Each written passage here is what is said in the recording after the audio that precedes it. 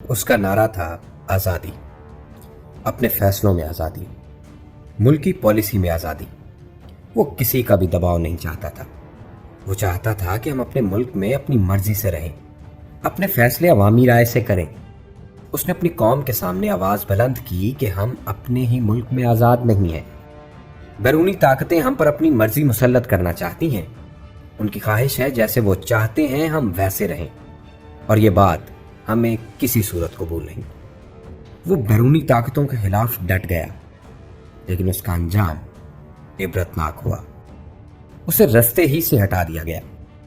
ناظرین، اسے حسن اتفاق کہیے یا عالمی سازش، تاریخ میں جس لیڈر نے امریکہ کے خلاف آواز اٹھائی اس کا انجام برا ہی ہوا۔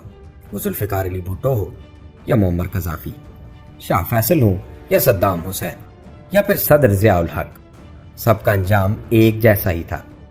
امریکہ کو آنکھیں دکھانے والے کسی بھی رہنما کی موت طبعی نہیں ہوئی۔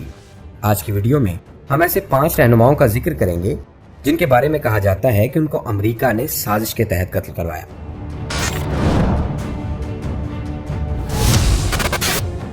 سب سے پہلے ذکر کریں گے شاہ فیصل کا۔ فیصل بن عبدالعزیز آل سعود 1964 سے 1975 تک سعودی عرب کے بادشاہ رہے۔ وہ اپریل 1906 میں پیدا ہوئے۔ فیصل نے نوجوانی میں ہی اہم کارنامے انجام دینا شروع کر دیے۔ حجاز انہوں نے ہی فتح کیا تھا۔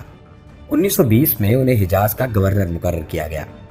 1934 میں یمن کے خلاف جو کامیاب فوجی کارروائی کی گئی تھی وہ شاہ فیصل کی ہی سرکردگی میں کی گئی تھی۔ وہ یمن میں بندرگاہ حدیدہ تک پہنچ گئے تھے، اور اگر ابن سعود جنگ بندی پر راضی نہ ہوتے تو فیصل آسانی سے باقی یمن بھی فتح کر لیتے۔ شاہ فیصل بچپن سے ہی اسلام پسند جانے جاتے تھے۔ وہ اتحاد امت کے عظیم داعی تھے، لیکن ان کا انجام دردناک تھا۔ 25 مارچ 1975 کے روز شاہ فیصل سعودی عرب کے لوگوں سے مل رہے تھے۔ انتظار گاہ میں کویتی وفد بھی ان سے ملنے کا منتظر تھا۔ شاہ فیصل کے بھتیجے فیصل بن مسعود اس کویتی وفد سے بات چیت میں مصروف تھے۔ جب وفد کی ملاقات کا وقت آیا تو شاہ فیصل اپنے بھتیجے فیصل بن مسعود کو بوسہ دینے کے لیے آگے بڑھے، اور اسی وقت بھتیجے نے اچانک ریوالور نکالا اور شاہ فیصل کو 2 گولیاں مار دی۔ قاتل نے پہلی گولی ان کی ٹھوڑی اور دوسری کان پر ماری۔ شاہ کے ایک محافظ نے فیصل بن مسعود پر تلوار کا وار کرنا چاہا تو وہاں پر موجود ملک کے وزیر پیٹرولیم نے گارڈ سے چلا کر کہا، شہزادے کو قتل نہ کرنا۔ فیصل بن مسعود اس دوران اطمینان سے وہیں کھڑے رہے اور گارڈز نے انہیں گرفتار کر لیا۔ شاہ فیصل کو اسپتال لے جایا گیا، لیکن وہ زخموں کی تاب نہ لا سکے اور جہان فانی سے کوچ کر گئے۔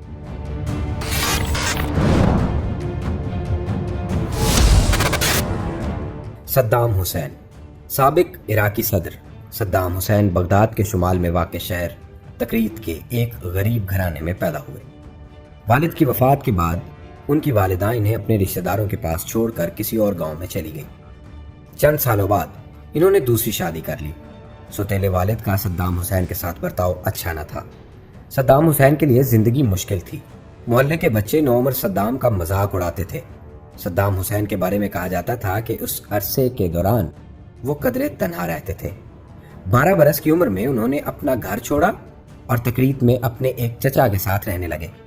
اپنے لڑکپن میں صدام حسین حکومت مخالف مظاہروں میں خاصے سرگرم رہے، مگر عراقیوں کی طرح وہ برطانوی نو آبادیاتی حکومت اور امیر جاگیرداروں کے خلاف ہوتے گئے۔ 1958 کے انقلاب میں عراق میں برطانیہ حامی بادشاہت کے خاتمے کے بعد ملک پر تشدد بحرانی دور کا آغاز ہوا، لیکن صدام حسین کے لیے 60 کی دہائی اہم ترین ثابت ہوئی۔ صدام پارٹی کے ایک سینئر رہنما اور ان کے چچا کے قریبی رشتہ دار احمو حسن الباقر کے منظور نظر اور قریبی ساتھی بننے میں کامیاب ہو گئے۔ 1968 میں ان کی پارٹی اقتدار میں آئی۔ احمو حسن الباقر ملک کے نئے صدر بن گئے۔ 1979 میں صدام حسین صدارت کے تخت پر براجمان ہوئے۔ فروری 2003 میں امریکہ نے دوبارہ عراق پر حملہ کیا اور عراق پر قبضہ کر لیا۔ اس قبضے کے بعد 22 جولائی 2003 کو معزول صدر صدام کے دونوں بیٹوں کو عراق کے شمالی شہر موصل میں حملہ کر کے قتل کر دیا گیا۔ صدام حسین کو 14 دسمبر 2003 کو ہفتے کے شب مقامی وقت کے مطابق 8 بجے عراق کے شہر تکریت کے قریب سے ایک کارروائی کے دوران گرفتار کیا گیا، جس کے بعد ان پر امریکہ کی نگرانی میں مقدمہ چلایا گیا، جس نے 3 نومبر کو صدام حسین کو 148 گردوں کے قتل کے الزام میں موت سنائی۔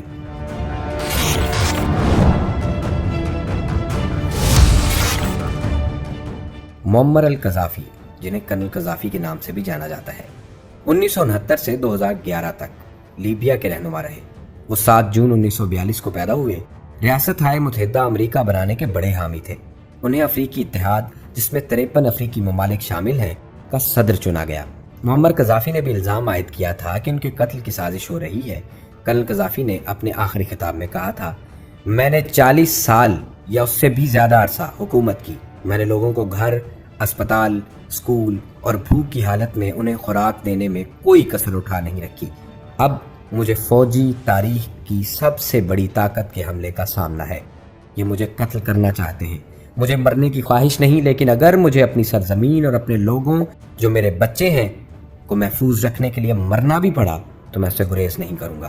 اپنی اس تقریر کے ذریعے میں صلیبی جنگ لڑنے والے نیٹو ممالک کو بتا دینا چاہتا ہوں کہ میں ان کے حملوں اور ان کے مظالم کا ڈٹ کر مقابلہ کروں گا۔ 2011 میں نیٹو اور قبائلی باغیوں نے قذافی کے خلاف جنگ شروع کر دی۔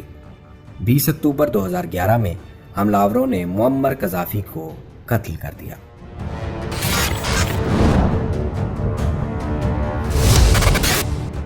ذوالفقار علی بھٹو۔ ذوالفقار علی بھٹو لاڑکانہ سندھ میں پیدا ہوئے۔ پاکستان میں آپ کو قائد عوام یعنی عوام کا رہبر اور بابائے آئین پاکستان بھی کہا جاتا ہے۔ ذوالفقار علی بھٹو نے 1950 میں برکلے یونیورسٹی کیلیفورنیا سے سیاسیات میں گریجویشن کی۔ 1952 میں آکسفورڈ یونیورسٹی سے اصول قانون میں ماسٹر کی ڈگری حاصل کی۔ اسی سال مڈل ٹیمپل لندن سے بیرسٹری کا امتحان پاس کیا۔ پہلے ایشیائی تھے جنہیں انگلستان کی ایک یونیورسٹی ساؤتھ ہمپٹن میں بین الاقوامی قانون کا استاد مقرر کیا گیا۔ کچھ عرصہ مسلم لاء کالج کراچی میں دستوری قانون کے لیکچرر رہے۔ دسمبر 1967 میں پاکستان پیپلز پارٹی کی بنیاد رکھی۔ 1970 کے عام انتخابات میں پیپلز پارٹی نے نمایاں کامیابی حاصل کی۔ وہ دسمبر 1971 سے 13 اگست 1973 تک صدر مملکت کے عہدے پر فائز رہے۔ 14 اگست 1973 کو نئے آئین کے تحت وزیر اعظم کا حلف اٹھایا۔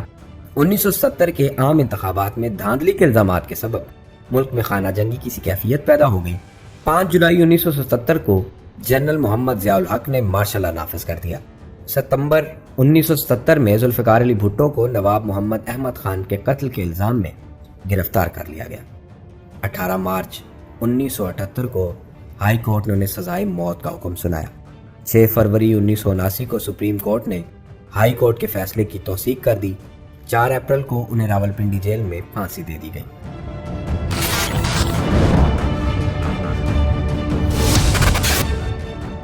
ضیاء الحق۔ ضیاء الحق 1924 میں جلندھر میں ایک غریب کسان محمد اکبر کے ہاں پیدا ہوئے۔ جلندھر اور دہلی میں تعلیم حاصل کی۔ 1945 میں فوج میں کمیشن ملا۔ دوسری جنگ عظیم کے دوران برما، ملایا اور انڈونیشیا میں خدمات انجام دی۔ آزادی کے بعد ہجرت کر کے پاکستان آ گئے۔ 1964 میں لیفٹیننٹ کرنل کے عہدے پر ترقی پائی اور اسٹاف کالج کوئٹہ میں انسٹرکٹر مقرر ہوئے۔ 1960 سے 1968 تک ایک کیولر ریجمنٹ کی قیادت کی۔ اردن کی شاہی افواج میں خدمات انجام دی۔ مئی 1969 میں آرمڈ ڈویژن کے کرنل اسٹاف اور پھر بریگیڈیئر بنا دیے گئے۔ 1973 میں میجر جنرل اور 1975 میں لیفٹیننٹ جنرل کے عہدے پر ترقی پا کر کور کمانڈر بن گئے۔ 1 مارچ 1976 کو پاکستان آرمی کے چیف آف اسٹاف مقرر ہوئے۔ 17 اگست 1988 کو صدر ضیاء الحق بہاولپور کے قریب ٹامی والی فائرنگ رینج میں امریکی ساختہ M1A1 اور مقامی طور پر تیار کردہ الخالد ٹینک کی آزمائشی کارکردگی دیکھنے آئے۔ بہاولپور ایئرپورٹ سے ان کے طیارے نے 3:30 بجے پرواز بھری۔ صدر ضیاء الحق کے ساتھ امریکی ساختہ C-130 ہرکولس طیارے میں joint chief of staff committee کے chairman general Akhtar Abdur Rahman, chief of general staff general Afzal, major general Muhammad Hussain کے علاوہ پاکستان میں امریکی سفیر آرنلڈ رائفل اور defence attaché brigadier general Herbert Wassom سمیت 29 افراد سوار تھے۔ طیارے نے اڑان بھری ہی تھی کہ کچھ ہی دیر بعد فضا میں دھماکہ ہوا اور جہاز ملبے کا ڈھیر بن گیا۔ جہاز میں سوار کوئی بھی فرد زندہ نہ بچ سکا۔ آج بھی یہ رائے عام پائی جاتی ہے کہ اس طیارے کو باقاعدہ پلاننگ کر کے بم سے اڑایا گیا۔